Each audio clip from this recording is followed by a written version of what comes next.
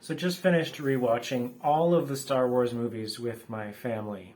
Like, not all at once, over the course of weeks or months or whatever. But one of the constants in all the Star Wars movies is the bad guys. You know, it starts out with the Galactic Empire, and then there's the First Order, or maybe the Final Order, but they all seem about the same, right? This large military rule that is just crushing to any opposition, and pretty much the only way to stay safe if you're not part of the empire is just to be unnoticed and to be small or tucked away in some place that they're not going to find, because if you make a disturbance, they're just going to like destroy your planet or something, right?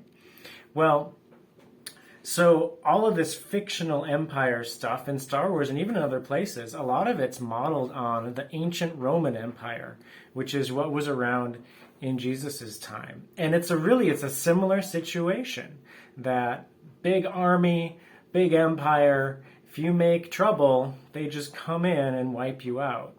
Well, that's looming in the background of today's 5-minute devotional reading from John chapter 11, 45 through 57.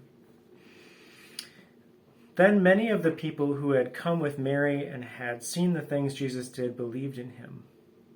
But some of them went to the Pharisees and reported to them what Jesus had done. So the chief priests and the Pharisees called the council together and said, "What are we doing? For this man is performing many miraculous signs.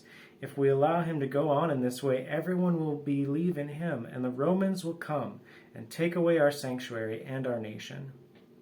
Then one of them, Caiaphas, who was high priest that year, said, "You know nothing at all. You do not realize that it is more to your advantage to have one man die for the people than for the whole nation to perish." Now he did not say this on his own, but because he was high priest that year, he prophesied that Jesus was going to die for the Jewish nation. And not for the Jewish nation only, but to gather together into one the children of God who are scattered. So from that day they planned together to kill him. Thus Jesus no longer went around publicly among the Judeans, but went away from there to the region near the wilderness, to a town called Ephraim, and stayed there with his disciples. Now the Jewish feast of the Passover was near, and many people went up to Jerusalem from the rural areas before the Passover to cleanse themselves ritually. Thus they were looking for Jesus and saying to one another as they stood at the temple courts, "What do you think? That he won't come to the feast?" Now the chief priests and the Pharisees had given orders that anyone who knew where Jesus was should report it, so that they could arrest him.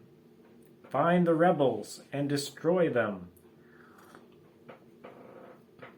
So you see what's happening. Jesus raised somebody from the dead, and that made him popular. And being popular was dangerous because the authorities thought that he would gain a following, and that following would gain the Roman Empire's attention, and that attention would cause the Roman Empire to come in and wipe them out. So, well, what you going to do about that? Maybe the most politically practical, though very seemingly immoral thing to do, but maybe just practical, is to have this one rebel leader killed. And then maybe nothing will happen.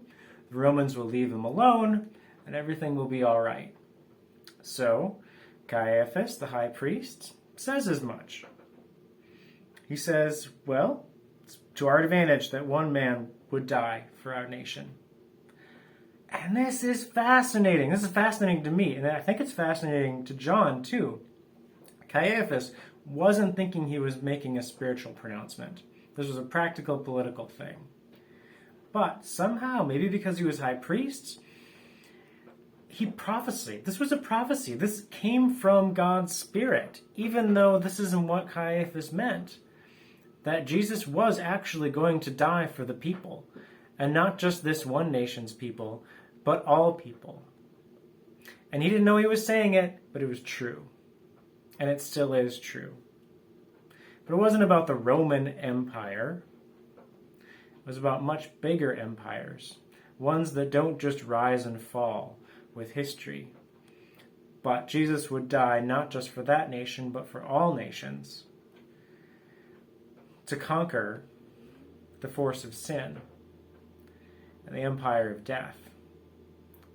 And that's what's still true for us today.